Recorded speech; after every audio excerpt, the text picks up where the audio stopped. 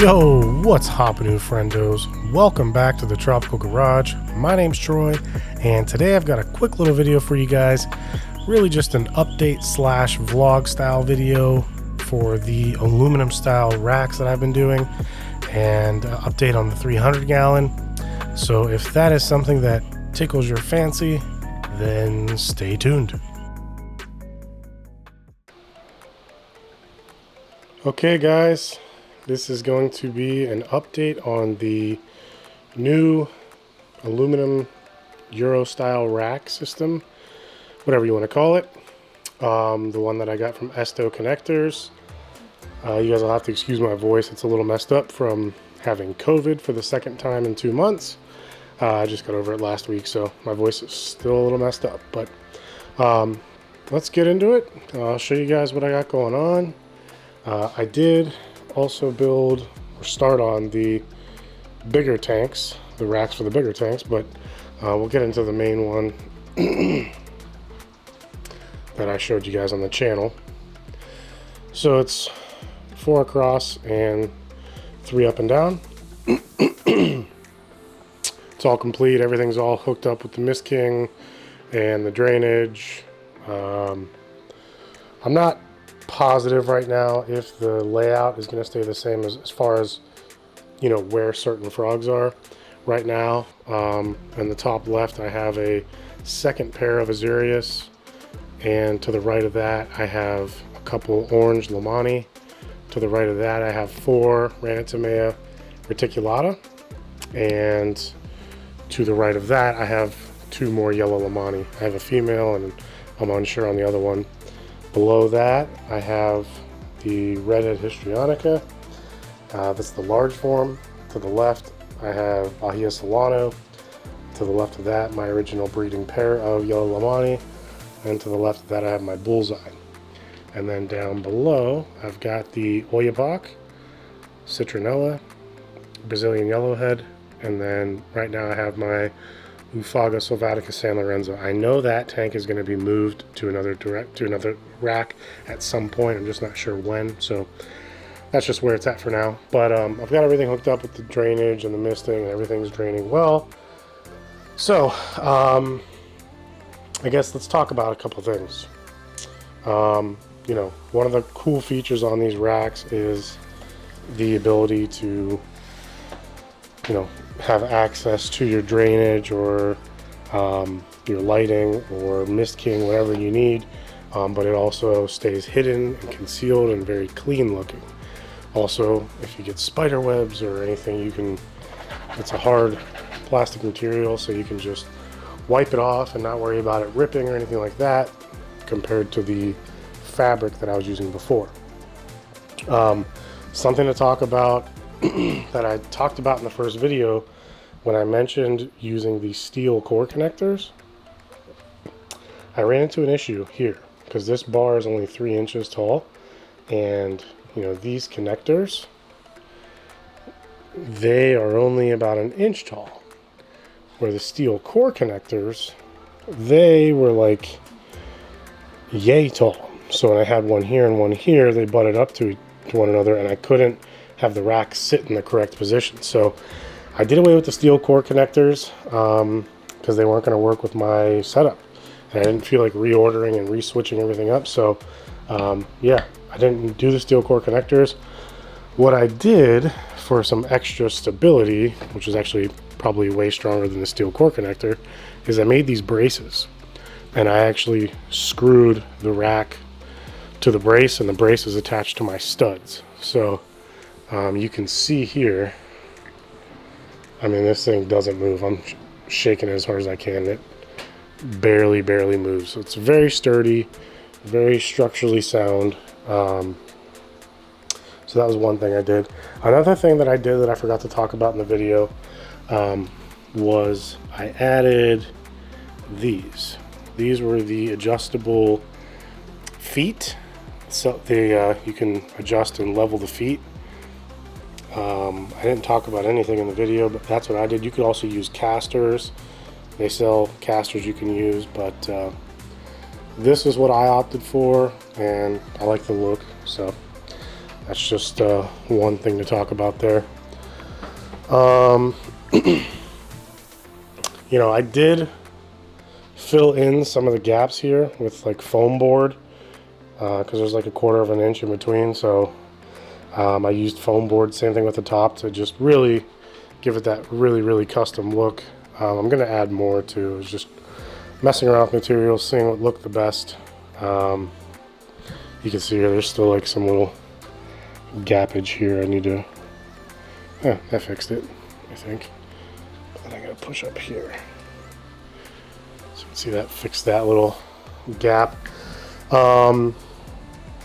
Yeah, and I didn't do, you know, this you can get mitered, and you can get this, you can also do as the flange. So when you shut this, there wouldn't be light peeking through. But I just took some L bracket and I double-sided taped it to this bar, so when you shut it, there's no light that comes through. So that's just what I did for a real clean look there. Yeah, I'm really liking the look of this so far. Something I did change, or I guess I'll take, if you guys plan on doing any bigger tanks, these are the 44-inch wide tanks. I did, this one's not finished yet, but I did do a 3rd bar. So there's 3 support bars now. There's a front, there's a middle bar, and then there's the back. And they run the full length of the tank, so there's actually 3 bars supporting the tank now, rather than like this one. These ones just had 2. These are much smaller tanks. I didn't think it was necessary. But I do like having that middle bar, because say I was to pull one of these tanks out, it immediately wants to sway, it wants to tilt, and down or up or whatever direction it's going to go.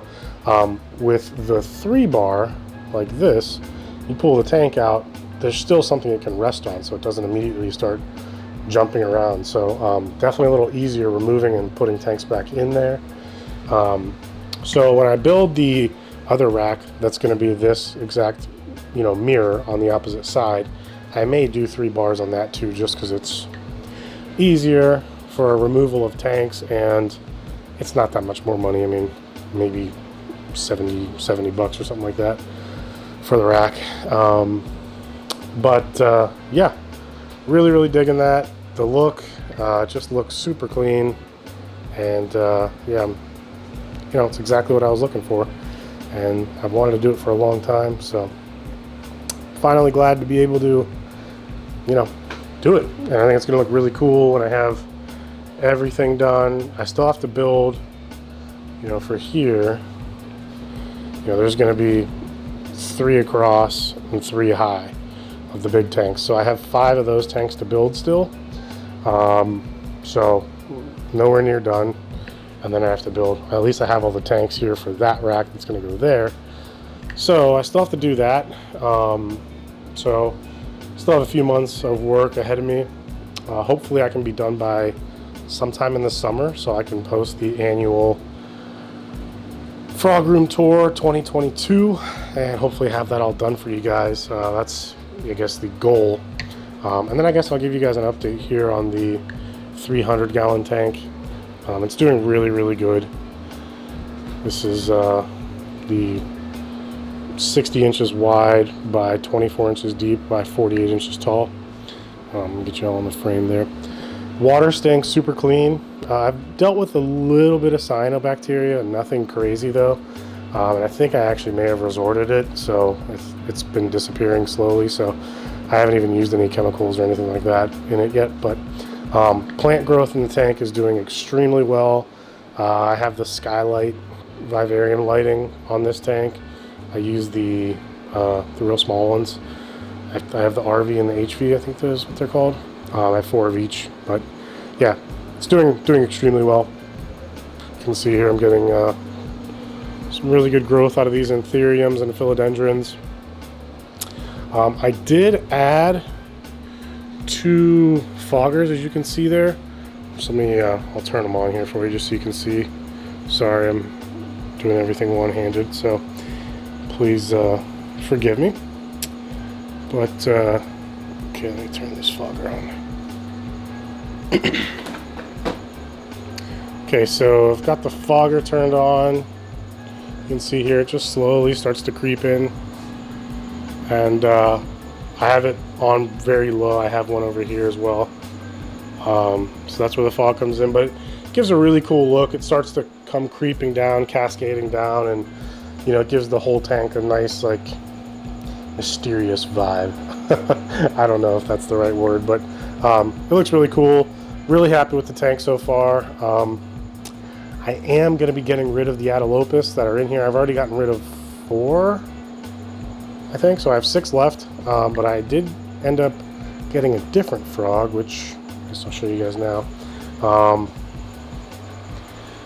They are still in their temporary enclosures. These are their sterile habitat for Crusiohyla craspidopus. Get you some cool images of those guys, but I've got 2 from the European line, and then I have 2 from the Peru line.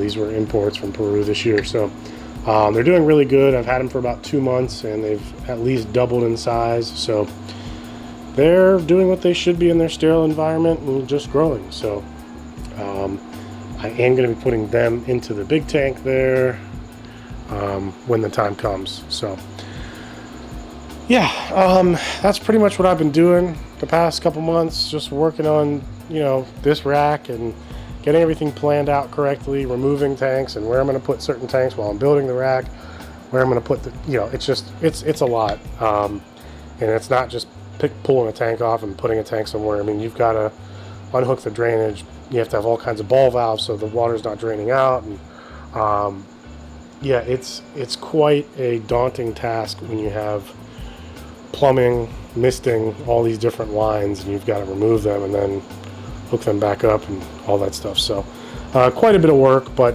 you know, I think the look is really, really nice and professional looking. So super happy with it. And yeah, I guess that's gonna do it for the update, guys. Until the next one, which I don't know if it's gonna be the frog room tour, if it's gonna be something else. Depends on how I'm feeling, if I feel like making videos. So yeah, I hope you guys enjoy this. I hope you're liking the new rack style as much as I am, and I guess we'll see you on the next one. Goldberg